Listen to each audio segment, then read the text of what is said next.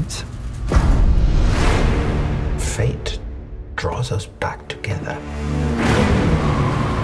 Now your enemy is my enemy. How did that happen?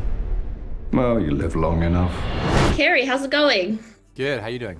Good, thank you. I mean, what does this character and franchise mean to you personally? I've been a fan since I was a kid.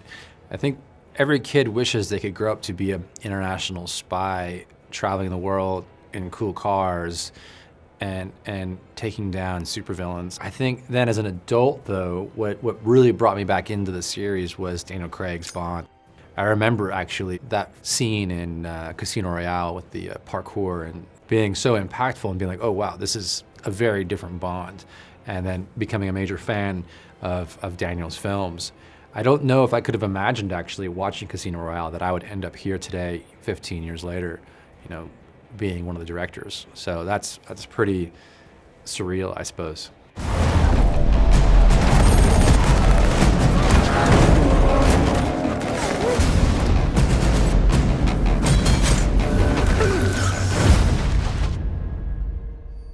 The past isn't dead.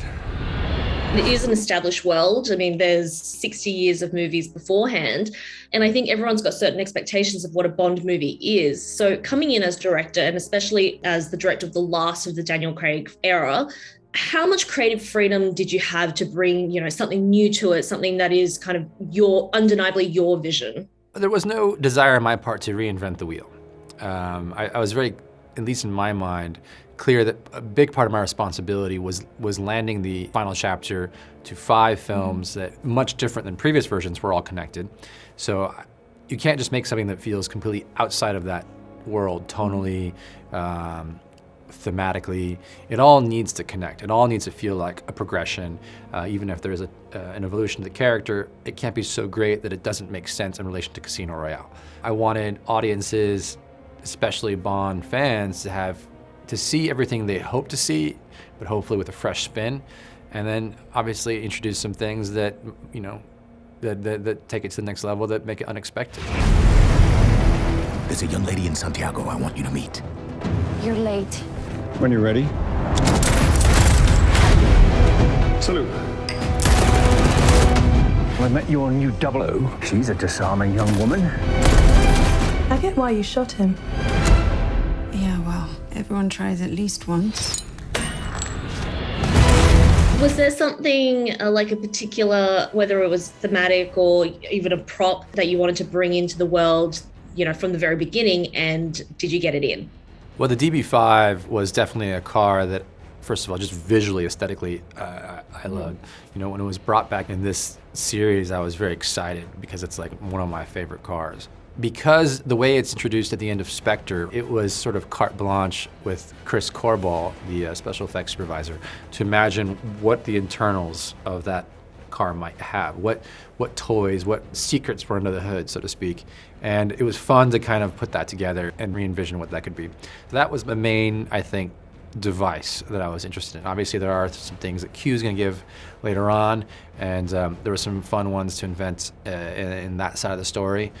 But the DB5 was, that was the jewel. She still loves you. Did you know that? What is it? You don't know what this is. Is she one of them? I don't know her at all. When her secret finds its way out, it'll be the death of you.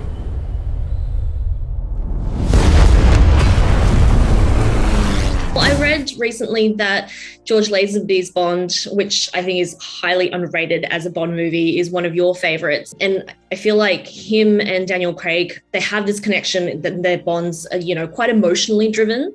So I'm just wondering what, to you, is the most important emotional journey that we'll see in this film?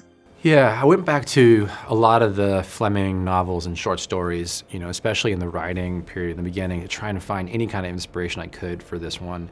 And what I was struck by was the level of psychological introspection that existed in those stories, which one might not be ready for if they're used to the first Bond films, which kind of were much more debonair and didn't really enter into that psychology. And One of the short stories, you had Bond on his way to assassinate this guy, and he was struggling, really wrestling in his mind with this idea of being judge, jury, and executioner.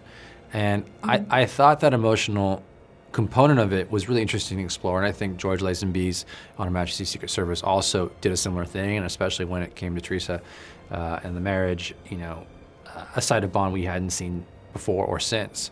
So I think on this film, given Casino Royale and Vesper Lynd's relationship, it was interesting then to say, like, okay, well then this obviously needs to be a theme in this one. How does Madeline Swan, this woman he departs the service for at the end of Spectre, really affect his life in this chapter? Thank you so much for your time. I really appreciate it.